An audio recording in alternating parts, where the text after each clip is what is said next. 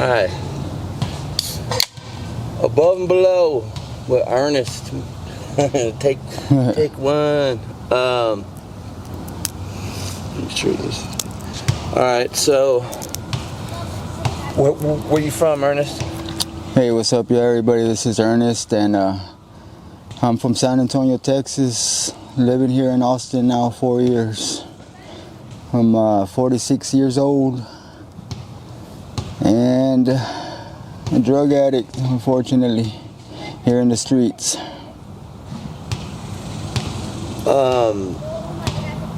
How old were you when you first started doing IV drugs? I didn't start shooting heroin till 2016. I was out for a couple months. I just got out on parole a couple months, and they kept telling me, "You're wasting it, snorting it." And I said, man, I promised my people that I would never ever shoot, and I tried it, and that was a wrap. I fell in love with it, and it sucks because you can only enjoy it for so long, because after a while you can't find no more where to hit, and you have to get other people to hit you, and it's a pain in the ass, man. But yeah, it's been only like since 2016. Not straight, but that's when I first started. And so how many times have you been in prison? I've been in prison 3 times already. The first time was 5 years, the second was only 3, and this last one, well, it was 3 and 4, so it kind of was like 7. I did like almost 6 on the whole 7 right there. What'd you go down for? The first time was for an arson.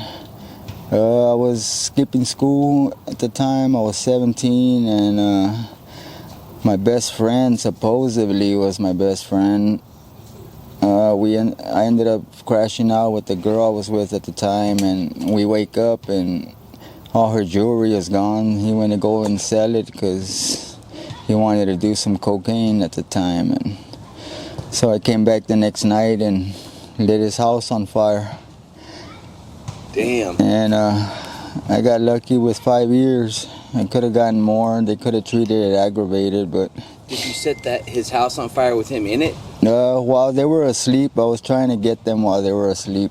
Are you glad now that you didn't get them? Yeah, I'm glad, and believe it or not, after I got out, he came and apologized to me and told me how he was wrong and stuff like that, and I apologized back and told him the same thing, that it didn't have to go that far, but that just showed me where he was at, and I couldn't trust him anymore after that. That sounds like you take friendship and loyalty like real serious. Yeah. I'm the same way. Like the people that I would fight when I was a kid growing up were always my friends. Yeah. Because they hurt me by doing me wrong, you know what I'm saying? And that was the only thing to get me mad enough. Yeah. You know? Yeah. So, I get it, dog. And what's funny is that this last time I was down, that same person I did that to is the only person that would send me a care pack or put money on my books for me. It sounds, it's funny, but, it just... I guess after all this time, he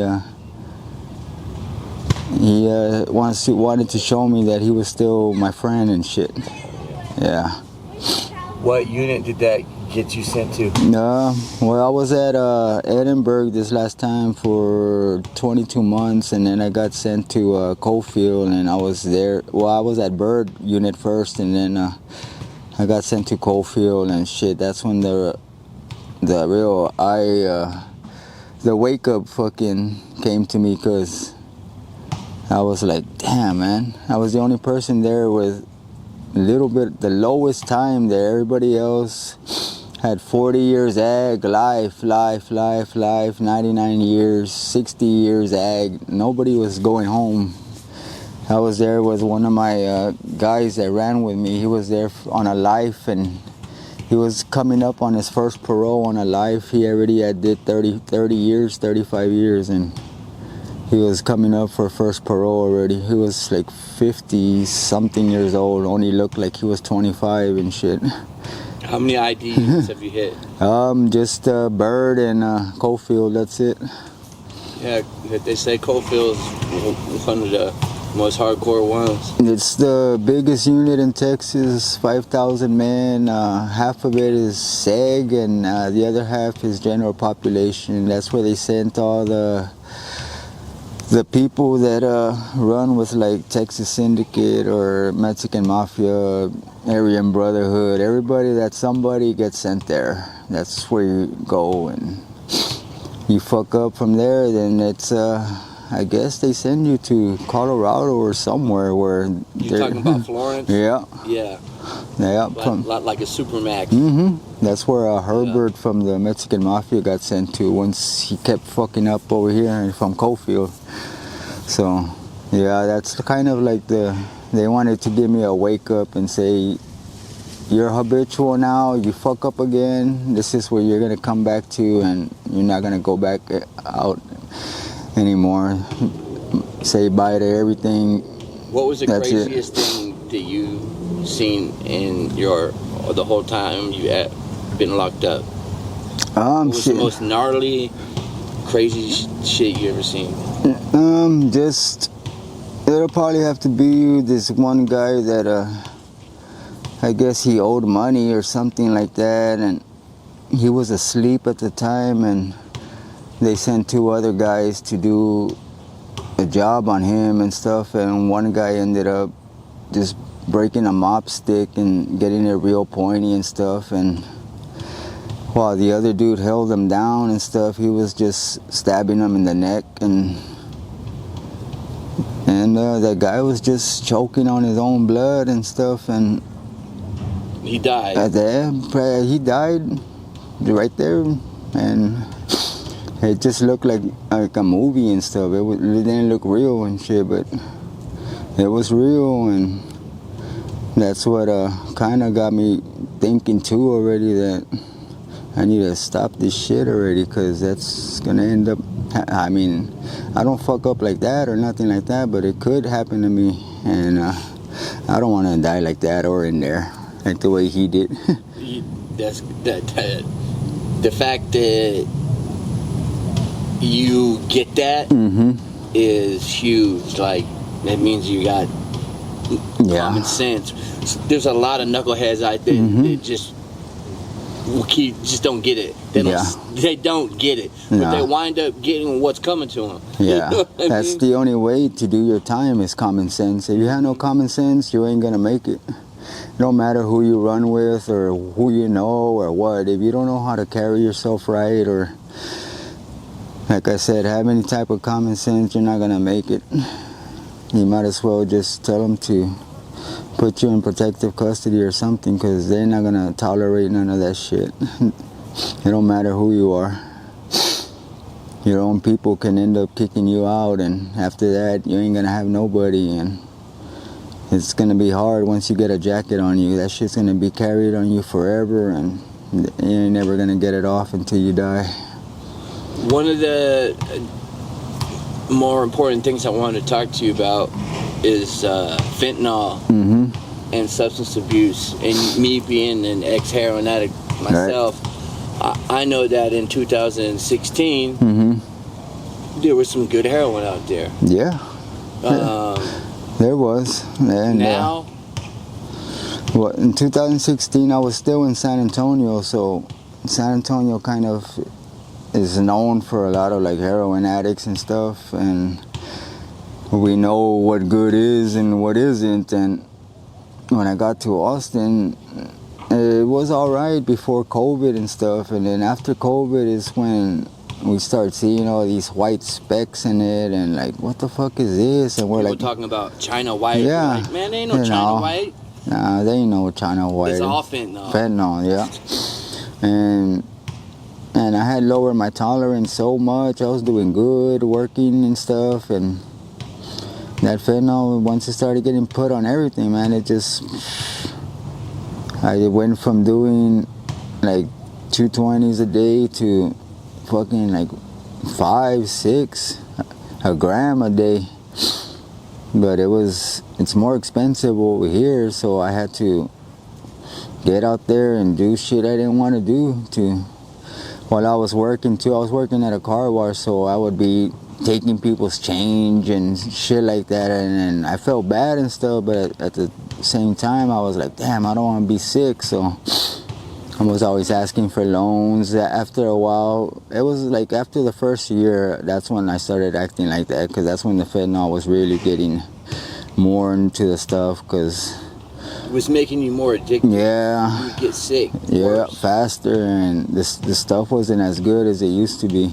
But it wasn't as good as it used to be, but the sickness was worse. Yeah, the sickness and the withdrawals were worse, and I would get them a lot faster, because before I didn't have the fentanyl in it, I was doing a fix like at 7 in the morning, and it would last me till like 2, 3 in the afternoon, and then I would get off of work at 5, and I would do another one, and then once it started getting really packed with the fentanyl shit I was doing, I would have go to the restroom and do one during work, and sometimes it would just be like busy, and my boss started like, I guess, like wondering why I kept going so much, and after a while I told him and stuff, and he knows what it is and stuff. He's been through it too and stuff, but he was just real concerned, like before he was wondering why I was getting like that again. I told him, and so he kind of tried to like help me slow down a little bit and stuff, but I mean the fentanyl just wasn't. It don't really work like that. Nah. When you're talking about heroin or fentanyl. It's like 10 times. It's not like, I'm gonna do it today, and not, I mean, it consumes your whole life. Shit, no, you can't stop just right there and then. You have to. Your body tells you when you're tired already. You know when you're tired. You wake up that one day and you just can't do it no more, man. That's what I did. I just got tired of it. I went to the methadone and got on the program, and that's what helped me out a little bit. But now that the fentanyl is really heavy now, I stopped going, and that's what got me back to going out and having to boost. And me, I'm not really a booster, man. I'm more the seller and stuff like that. So this stuff going every day, trying out to where am I gonna steal and shit like that. Man, I hate it, man. I hate it. It sucks. Or do you think you're getting close to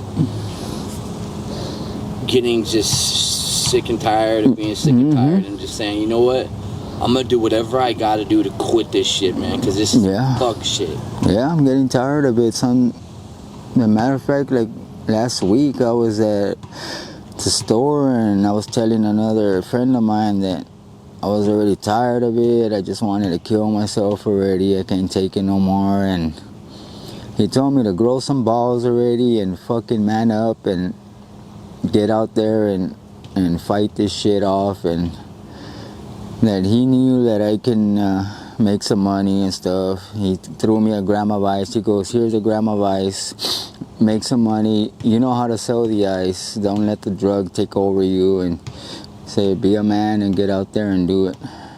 So I got my ass up and went out there and didn't let the sickness take over, and made some money and got well. And so now I'm trying to get back on the methadone program again, but they're telling me that I have to start all over and stuff. But they just start you at 30. Yeah. No, I mean, I'm talking about like going to take the blood test, but I don't think I gotta do all that, because you can get that done in like a couple days.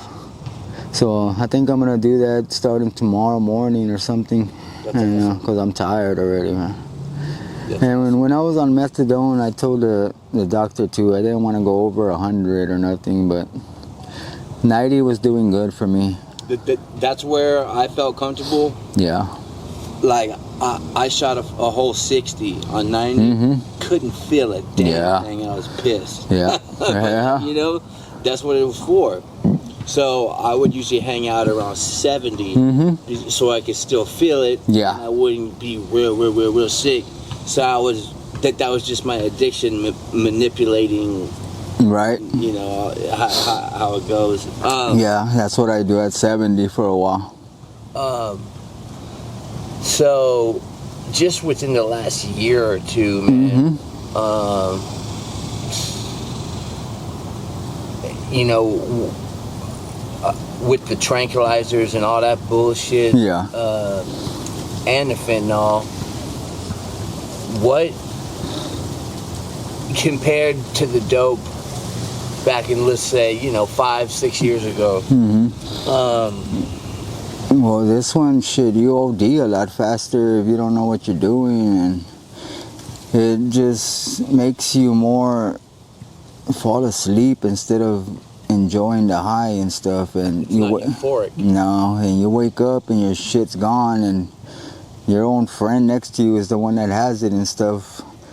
And that happened to me yesterday. Shit, I was smoking some fentanyl. I broke off a piece to Pee-wee, unfortunately, and I wake up and my foil's gone and stuff, and lucky I still had my little bag somewhere there, and of course he's there trying to look around, look for it and stuff, and I know he's the one that smoked it and shit, and that's all this stuff does, just puts you to sleep. You can't even enjoy it no more. But the only reason I'm really doing it now is just not to be sick and stuff. That's all it's for. Just so you won't be sick, because you're not gonna feel that high no more. After a while, you don't feel it no more. It's just. What do you think about the crystal, the ice? Oh man. Compared, like, from 5 years ago, or even 4 years ago. What's it like today compared to then? Yeah, it's trash. It's no good. It's puts you to sleep instead of getting you up, and I remember just falling asleep smoking it, and the only thing waking me up was the bolo burning my stomach every time it fell, and that's all it does. Yep, that's all it is. It's fentanyl and everything now. I don't know what they're doing. Have you ever been to inpatient treatment center? No, I've never been to inpatient, but I have been in programs and stuff, and it kind of helped a little bit. I'll be clean for a while and stuff, and then I guess I get back on it being bored and stuff. I need to start finding other stuff to keep me occupied instead of doing drugs and shit, and I think it'll work. I like hiking and stuff. I would go to Barton Creek all the time when I was working every day. Barton and Springs? Yeah, and I go hike the Greenbelt and stuff like that. And I was doing good, man. I had money all the time. Didn't bother me. I still did my thing, you know, a 20 here and there, but I was never broke until the fentanyl started coming in and shit. That's when I was starting asking for loans and taking more than what I was supposed to from people's cars and shit. I never got too far, too greedy, and like took a lot of their personal. It was always just like little change or stuff that they weren't gonna really, you know, miss or pay attention to and stuff. But it was never like nothing too valuable or stuff that I knew meant something to them. I never got that far. What has heroin / fentanyl now? It's all fentanyl now. Yeah. But we started with heroin. What do you think your life would be like if you never touched it? Oh shit, man. Yeah, I think it would be just a normal life, house, car, family and stuff. Just working and stuff. Because I've kept this addiction from my kid's mom for years. She still up to today don't know that I do this. My own family don't even know that I do this. The only people that know that I do this are people that I mess with out here and stuff like that. And back home, they don't know I really do this. They knew I used to mess with like Vicodins and Norcos and stuff like that. I mean, she knows that I would do Norcos and stuff like that, but she didn't know that I was doing heroin. My family don't know I ever did heroin, because my mom's side of the family was all heroin dealers. Shit, my cousin were the ones that were bringing in the heroin in the 60s and 70s. Fred Carrasco, the one who took over Huntsville prison in the 70s. So that's all it was heroin on my mom's side of the family. That's why I told my grandma that I would never shoot up, and I did it. So your family's hit Yeah. for the game. Yeah, my mom's side is. My dad's side is more just working and never been in trouble and stuff like that. What does your family think you're doing? Just out here in the streets, working, and because that's all I was doing for the first 2 years, is just working, and they know I'm homeless and stuff. So, but Do they ever ask you about if you're using? oh nah, because they don't see me like that. They don't think of me like that. Because I've never done anything like that in front of them or gotten caught for anything like that. And Or they ever like, well, Ernest, how come you ain't got an apartment yet? Or, yeah, something like that. But I always like use the one that a lot of people use. It's too expensive out here. yeah. Yeah. For sure. And but I mean, they're cool. They're all right with me being homeless, because they know that I know how to survive and take care of myself and stuff out here. And as long as I'm not like all out there all dirty and, you know, just panhandling all the time. And I don't panhandle, but they don't want me like that and stuff. Are they in San Antonio? Yeah. San Antonio's a lot different from here. Over there, it's everybody for themselves, and there's no help in San Antonio. That's why I stayed here in Austin. I used to courtesy dose at the methadone clinic. I think it was Lackland Air Force Base. Like you had to drive by there, and they said they had somebody on 360 million. Dude, Hell no. That methadone clinic was like. Was it like a stop or something like that? It was like had like a stop sign symbol or something? I don't remember. I just know that like this Second Street clinic compared to that clinic, it was nuts. It was nothing but gangsters over there, bro. Like, it was probably the one on West Military or something like that. So. Marbach and Military. Everybody was just a straight. Yeah, and they were all gangster. Yeah. Had it out. You know what I mean? That's the west side. The west side over there is like the east side and the south side, the north side, all put together here in Austin. The west side here is like all the rich folks. It's total opposite in San Antonio. You know, the east side used to be the hood over here. Yeah, I heard, This yeah. used to be the Chicano spot. I heard. Like, that. My name was Wedo. I mean, everybody called me Yeah. Wedo. Hey, Wedo. I was one of the only white persons in this neighborhood. Right. Damn. So. Yeah. But now, I mean, it's. Now it's a lot. Everybody now. Yeah, it's a lot. There's a lot of people coming trying to clean it up, and that's one thing I tell people, man. The drugs are never gonna disappear. No matter what these people try to do, try to kick people, there's always gonna be other people to come in and take over. Yeah. The drugs are never gonna go away. The killing, all that stuff is always gonna happen. That's just life. That's how it is. Where do you see yourself in 5 years? In 5 years, I'm hoping to be doing what you're doing, trying to get people to wake up and get the hell off of this shit, because it's not gonna get any better. I think, honestly, I was talking to this dude the other day, and I think the people that run this world, not the government, it's more deep than that. They finally found the solution to kill us off, and it's fentanyl, man. They found the drug, and they see that it's killing us, so now they're just gonna make it stronger and get us out of here, kill us off. That would be. That's so what they cool, want. dog. Like, I could see you as like one of my partners, like cruising around. And I would like to, man.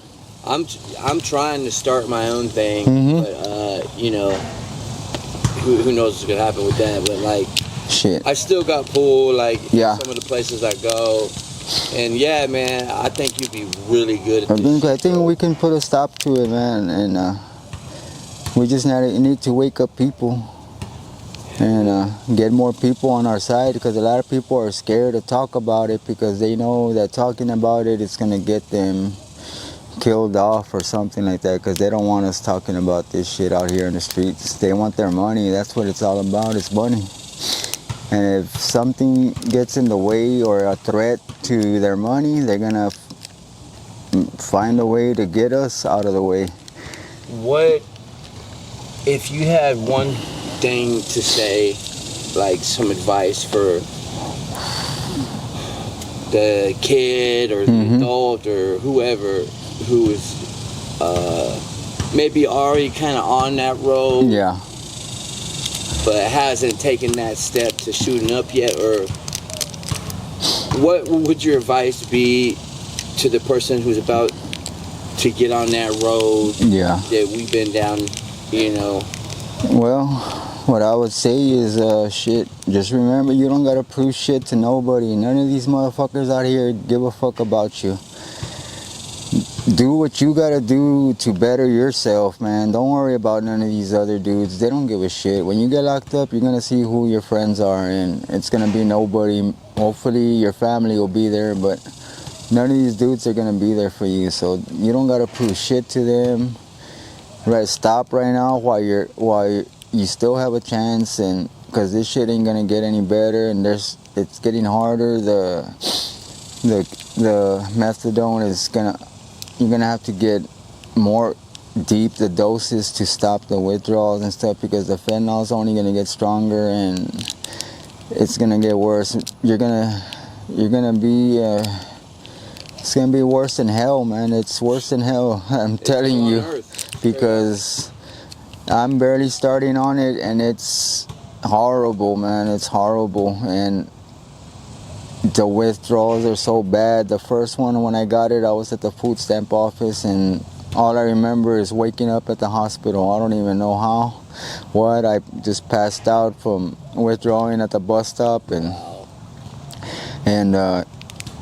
people are already selling off their girlfriends to get it. They're turning on their own blood brothers, their family members, just to get the fucking drug, man. It owns you. Yeah. I mean, I'm gonna speak for myself. It owns me. Yeah. I'm not, you know, I stole from my family. I stole from my mother and my dad. Yeah. You know what I'm saying? I mean, you can be the biggest, baddest motherfucker out here, and you ain't got no power over it. Hell no. This shit is gonna stronger than that. Nothing, and it's only gonna get stronger and kill a lot more people, man. And what do you have to say to the youngsters who are looking to try it or something? The middle school kids who see their older brothers or family, or see the people on the streets and think it's cool, and think that like getting locked up makes you tough. Hell no. It makes you a man. What it doesn't. Do you say to those individuals about that? If you've lost somebody when you're young, use that to better yourself and do the opposite of what your loved one or somebody close to you was doing, and show your family that you can be better than that, and that you can be better. Do it for yourself, man. Don't, like I said, you don't have to prove nothing to nobody. Do it for you. That way you can have a good life and not have to be out here struggling every day, and have some money to enjoy whenever you want to go get something to eat or drink, or go out with somebody. Shit, you have money in the bank or something. You don't have to be asking nobody for anything, man. Just finish your school, and if you want to do something, you'll do it, man. If you want to be whatever you want to be, you can be it. Just gotta work hard at it, man. If you really want it, you'll get off your ass and get it. Cause ain't nobody gonna give you nothing out here. Nothing's for free out here. And just stay doing what you're doing. Stay in school, man. Don't worry. hang out with the right people, stay away from all these people that are steering you off that right path, and you'll be all right, man. Because prison is not what it used to be. It sucks now, man. It's no respect. There's nothing there no more, and it's just gonna get worse. And that's not somewhere you want to be, man. That's not the life for y'all. No matter what family or where you come from, what your background is, prison is for nobody, man.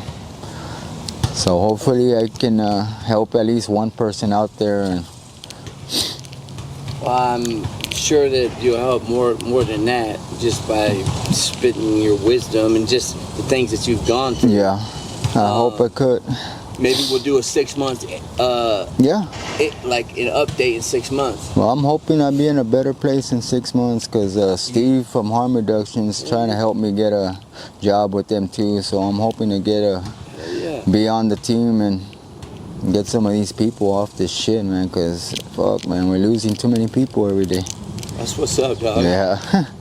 So hopefully we can wake some people up, and other people that do this stuff, these interviews too, can help some other people, man, because like I said, it's not a game out here. It's for real. It's not a movie. And shit. Hopefully we still can be alive for another interview in a couple months. Oh, if you hop up on that methadone and do what you're talking about, you won't believe where you'll be in 6 months. Yeah, no, I know. I've done it before, and I know it can be done. So I'm gonna do it now before it's too late. Thanks, Ernest. No problem, and man. this interview, dog, we're gonna be seeing you in 6 months. Yeah, God willing, I'll be here 6 months, man. I'll see y'all again. Thank you.